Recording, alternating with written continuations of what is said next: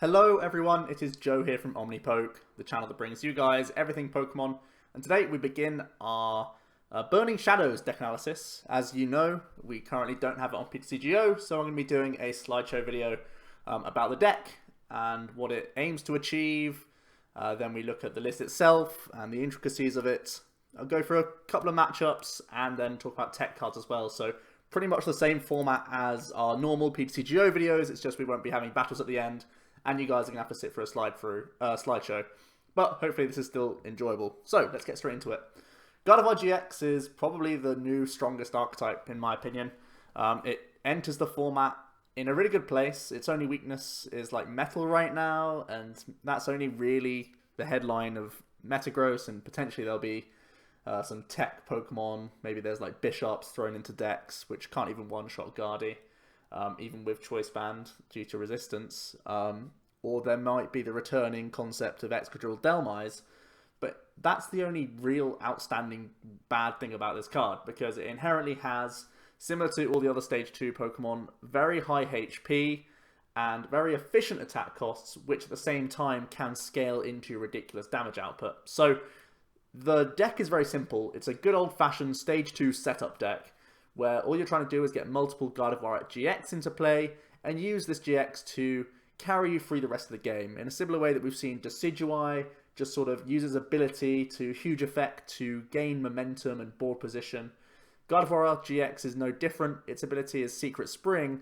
Once during a turn, you may attach a Fairy Energy from your hand to one of your Pokemon. This is an incredible ramp, and with multiple Gardevoir GX in play, this gets you a whole bunch of damage, because when you start looking at its first attack, Infinite Force, you do 30 times the number of energy attached to both active Pokemon. This is absolutely nuts. This counts Double Colorless energy as well. So the ability can only attach Fairy energy, but we can also manually attach for our turn Double Colorless energies. So Infinite Force doing 30 as a baseline if the opponent has no energy on themselves and we only have one Fairy. But when you add in Double Colorless energies, Choice Bands, every turn you can Secret Spring once minimum, sometimes more, and then that's on top of all your opponent's energy that they have to attach. And there's a lot of Pokemon in the format right now that can't function off less than like 3 energy, and that's really good for Guardy because it's free damage for you, and the deck does reach one-hit KOs at times, and this is pretty important. What's also great is how flexible the Guardy is. You can sit in the active position with your current Gardevoir GX and only commit like 2 energy to it, whilst starting to stack energy on the bench, where it's probably safer, and you can go for like a 2-shot into a 1-shot, then a 1-shot, and that's pretty much how the deck starts to get rolling. What we play in the list is a couple of Max Potion as well. I found this really helpful in testing against everything that can't hit 230 damage. It helps you sort of stall when you're taking hits on the early turns. It also helps protect you against things like Espeon. If they're trying to spread damage around, you can heal at least one of your Guardies to protect it, and make sure that if they go into an Espeon the following turn, they'll just get knocked out by your Gardevoir, so they sort of have to weigh up whether it's worth it for them or not. And also just in general, because of Gardevoir's single energy attack cost for both of its attacks, it gives you turns, and what I really like is the Max Potion heals your Guardy. You can then Secret Spring back onto it, and it immediately becomes a threat again. So it is very awkward for the opponent to deal with for any deck that can't one-hit KO Gardevoir GX, which is amazing. Its GX attack is also a huge part of the deck. You get to shuffle 10 cards from a discard pile back into your deck. It's like a Lysandre's trump card, but you choose the most valuable cards for you, and that's just really, really good. It really helps you out against every Gardevoir deck, because you can put all the items back from your discard pile back into the deck, so they basically have no damage with their Trash Launch. Or just in general matchups, you can recover the most important cards. Things like Double Colorless Energy is often one you'll go for, similar to like a Hollow Hunt style thing. You're going to get your DCs back, Max Potions if it's against a deck that you can tank hits, VS Seekers, Choice Bands. We have a couple of other cards like Super Rods, which are often chosen, and Field Blowers if it's going to be a Garbotoxin matchup. So yeah, the GX attack again, really flexible, helps you recover things, and pretty much end-proof you as well, because you can cycle through your deck quite quickly, and you have Octillery to continue cycling, So we can naturally thin our own deck, and then we can Twilight GX back only good cards. Like, getting back like 3 DCs is crazy. So yeah, just a really, really powerful card, and the deck is entirely focused on just getting as many of these into play as possible. So, let's start breaking down the list. First of all, the main attacker, we are playing a 4-2-3-1 line of Gardevoir GX. We are choosing to play the new Ralts and Kirlias. They have the best attacks, and they have like the same HPs as all the other ones, so may as well go for the new ones. The Gallade is a pretty cool one-of option. He becomes a non-GX attacker for us, which can be handy.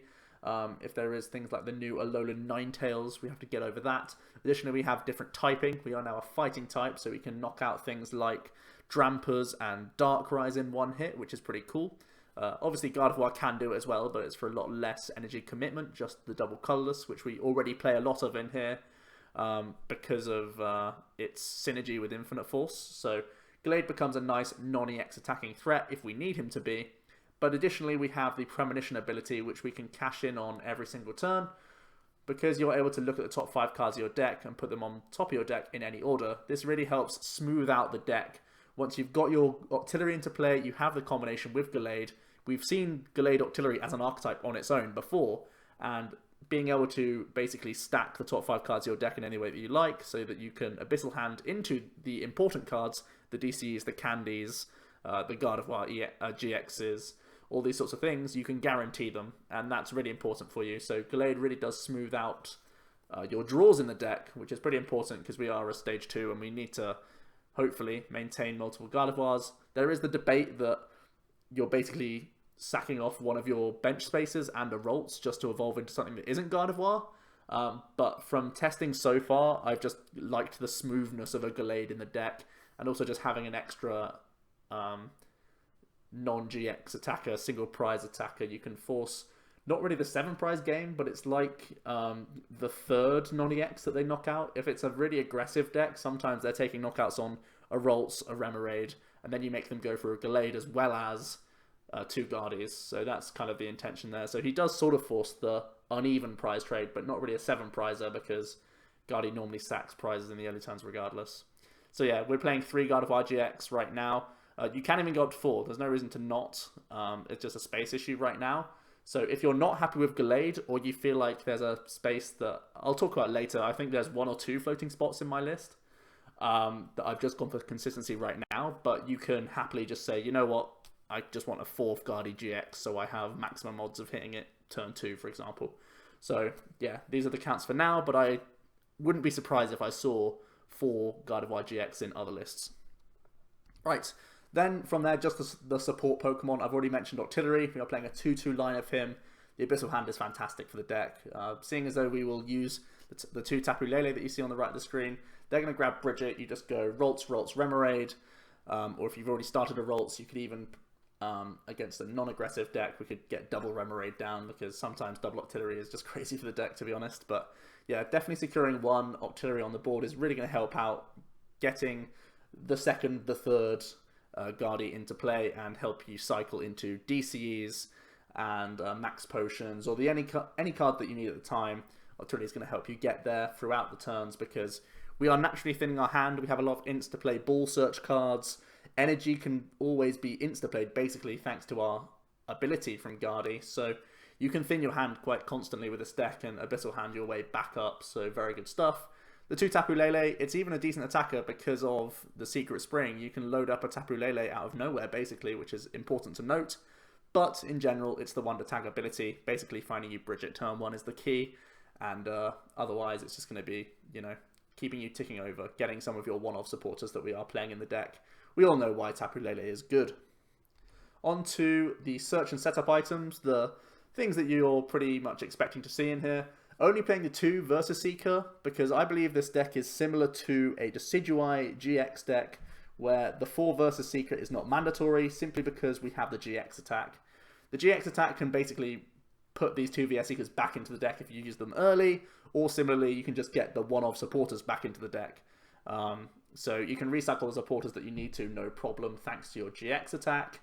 And because of that 10-card sort of like recovery of your own deck, it means that it's not like ever an issue for me right now, seeing as though it's especially because it's like a slow late game sort of card. VS Seeker, you don't really want to see it early, you'd rather just see physical supporters.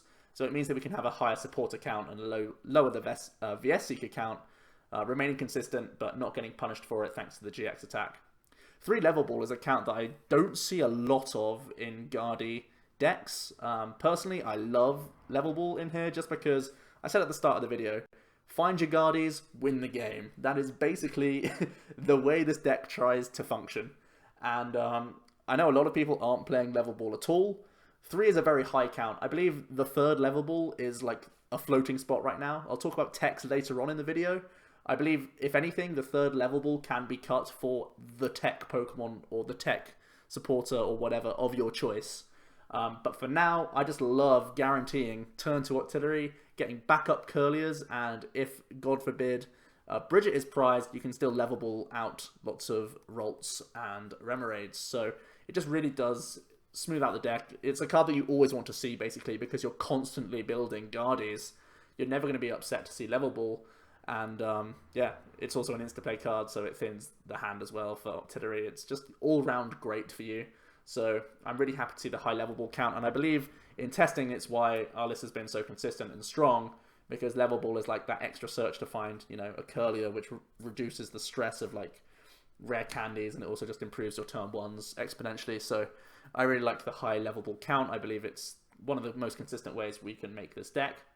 Then we just have the 4 ofs of Ultra and Rare Candy. Again, all about consistency. Set up your Guardies, win the game. That's all you have to think about with this deck. The Ultra Ball as a maximum count is also amazing for Octillery to lower the hand size to draw cards. Rare Candy, even though we have the GX attack, you just want to access Candy early. So I'm happy with the 4 count. Seems pretty good to me. Additional items that we're playing, just rounding them off. A couple of Super Rods. It's going to be nice for recycling energy, especially because we do have the max potions in here. Additionally, it can get back important Pokemon. We have the 2 count, but also you have to bear in mind that we can GX attack either the Super Rods themselves or the actual physical Pokemon or energy themselves, so it's never going to be an issue. 2 max potion I think is great in the deck. I feel like you don't need more because, again, the GX attack can recycle them if they are important enough in the matchup, and just having a 2 count means it's not so detrimental if you're not going to find it useful in a certain matchup. 2 Field Blowers, again, impactful. It means that you can get rid of Garbotoxin, which is very good for you. You can get rid of like Choice Bands, so things stay out of range. You can get rid of Float Stones. Contest the Stadium War is a big one for my list, personally, because I'm not playing any Stadiums. This is probably the only difference between... Oh, sorry, it's one of the core differences between the list that we're showing off and previous lists that I've seen. We're choosing not to play a Stadium. And the reason is we have Field Blowers to contest the Stadium War already in the deck. And because we have the GX attack, we can potentially have 4 Field Blowers if it's important enough for us to remove the Stadium. So for now, I'm just going for the Field Blower route and having the spaces for example, the extra Level Balls. Because again, my thesis is very simple with Guardi. If you can just keep setting up, you'll keep winning games with this deck because the ability is so powerful, and just getting into your pieces is all you need to do to win the game, I feel. So I'm choosing just the Double Blower because it's important for Garb, and because it contests the Stadium, and it means that we free up the spaces for not having physical Stadium cards. And finally, just 2 Choice Band. Extra ramp is going to be really important against a bunch of things. It's basically like we've saved ourselves an energy each time. Even if it's just a 2 count, it's an important card, and again, it's recyclable via the GX attack if need be. Typically, you'll just grab like DCs instead. But Choice Band can be like the 9th or 10th card because you just have so many cards that you have to put back into your deck by the time you use the GX attack. So bearing in mind, this could even be an important enough card to recycle as well. On to the supporters now. We are playing the 1 of Brigette, which is obviously phenomenal for the deck. I feel like you don't really need 2 because we're playing so many Level Balls. We are also playing the Skyla, which can grab either the Ultra Ball or the Red Candies. So it's like a Lele. Lele can get us into basically Guardies, which is awesome, and help us tick over. We are playing the 1 of Hex Maniac. This is basically trying to help out against Mirror, because I believe every other Mirror will be playing probably 1 Hex. Also improves Volcanion. If you can basically Hex on any turn, I feel like you win the game. To be honest, I think it's that simple, because Volcanion need to ramp 3 energy onto themselves. Even Turtonator, who's like the tankier one, especially because it discards energy from itself. I believe if you Hex, you should be fine, really. I know they do have early ramp against you. They sort of tempo out with early Volcanic Heats. No, sorry, not Volcanic Heats. The Baby Volks attacks, Power Heaters, there you go. They try and tempo out on like Remoraids and Ralts in the early turns, but once you start to stabilize, get a Guardy down with a few energy, you can weave in a Hex at any point, which is actually quite easy to do because you're playing Octillery Gallade in here. You can draw into the good cards and finish on a Hex. It basically means your Guardy nets itself 4 prizes, and straight away the swing is back in your favor. And you basically just need one more Guardy to win the game, which is pretty good for you. So the one-off Hex is going to be good for a bunch of things, but in general, it's in here for Vulcan Mirror. Then we have the one of Guzma, as well as the one of Lysandre. I believe Guzma's a good enough card to play instead of just a pure Lysandre, even though we don't have any other switching cards in this deck. Guzma is the only actual switch card I'm playing. Potentially risky, but overall I've not been punished for it in early testing, especially because we have the ability of Gardevoir GX. We can just pay retreat on things, I feel. And if they're trying to stall something, they're probably losing the game, to be honest. So Guzma with the 2vs Seeker, and again the GX attack to recover it. I've never found a problem with stall, especially because everything is at least a double colorless away from retreating. So I've not found it an issue at all. And of course he can just, pick things off the bench just like a Lysandre could. So I believe that's why I've not felt the need for Fairy Gardens or the need for like float stones. I know a few of you will probably debate me with this, but so far I've never had an issue with retreating at all. Again, the ability just makes you think differently about how you can play out your turns. You can afford to just attach retreat from things because you're going to have extra attachments each turn. So I feel like Guzma is the only switching card we get away with quite a lot. And then just the 3N, the 4 Sycamore.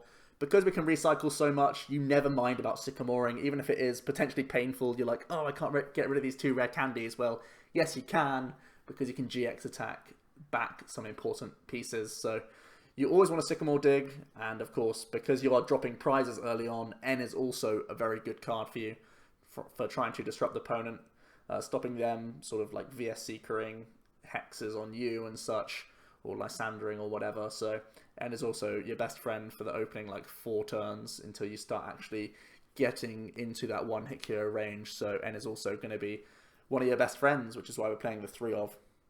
And finally for energy, 4 DCE, because it's 60 damage for us, and 7 fair energy.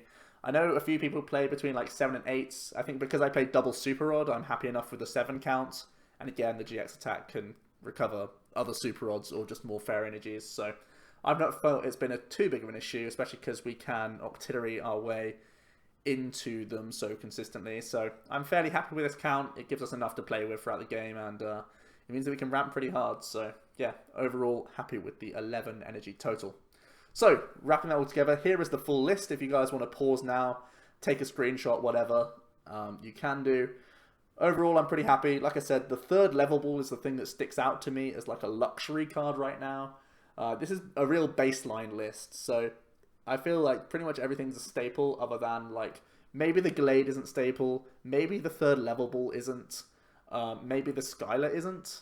I think those are like the most available slots right now. I know not everyone will agree with double max potion, but I'm personally like a big fan of it, and I wouldn't play less than 2, I don't think.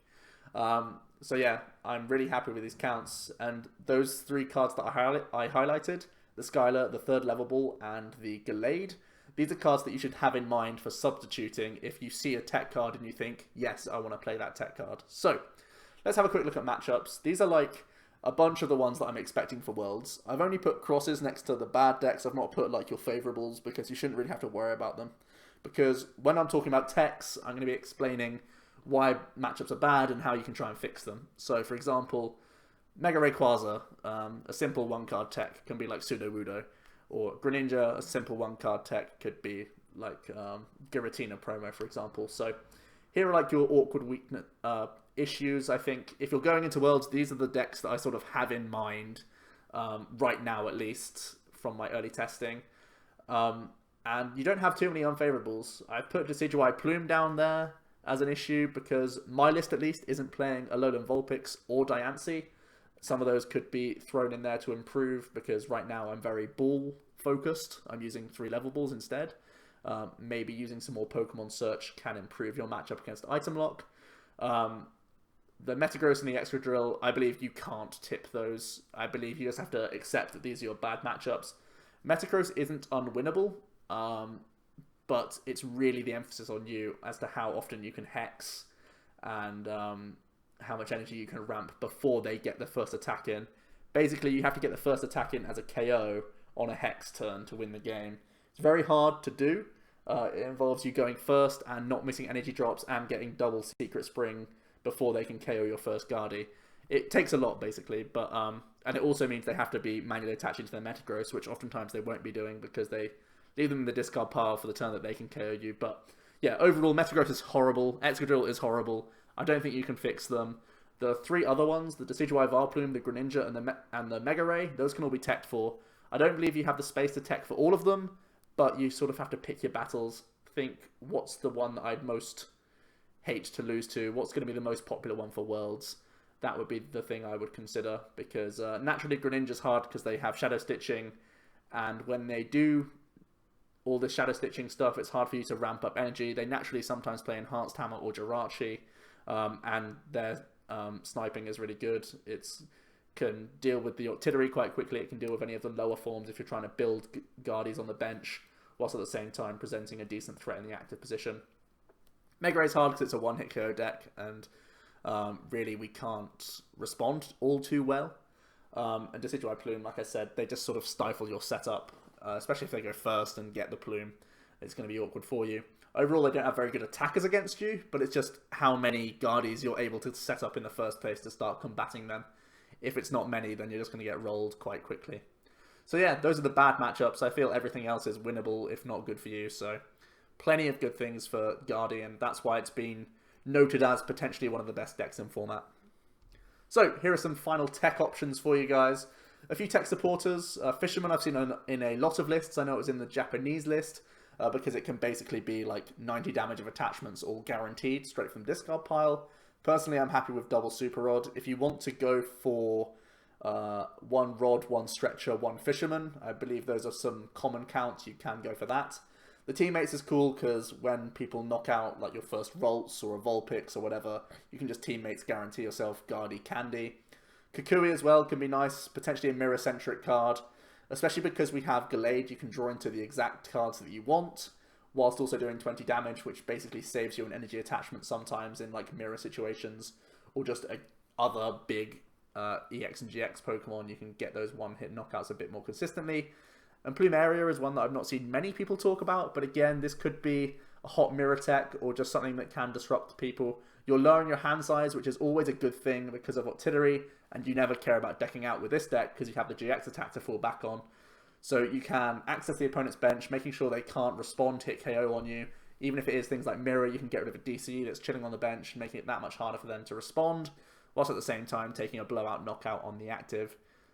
So yeah, even Plumeria is worth considering. A couple of stadiums I've seen in a few lists. Silent Lab was in the Japanese list, but I believe that was more than anything else for something like Marshadow, Night March, these sorts of things.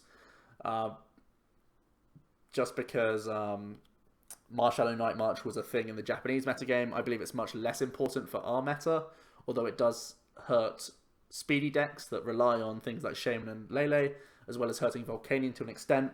Bear in mind, Volk plays like High Brooklet Hill and Field Blower counts anyway, so I feel like you're never really going to let that stick in the matchup.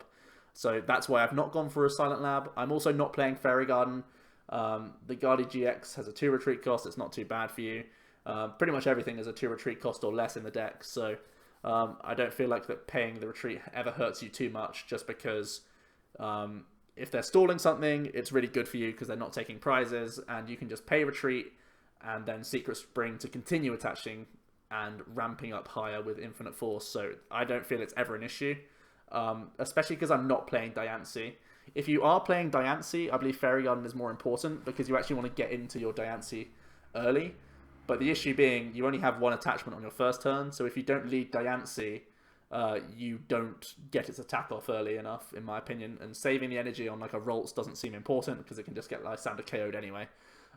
So yeah, I don't like Fairy Garden. I've never found an issue of switching, and I don't think I'll play Garden, but I can see some people going for it, and it's worth testing even if it is like a 1 or 2 count. So text at the bottom, like I mentioned, the 4th Guardi could definitely be a consideration.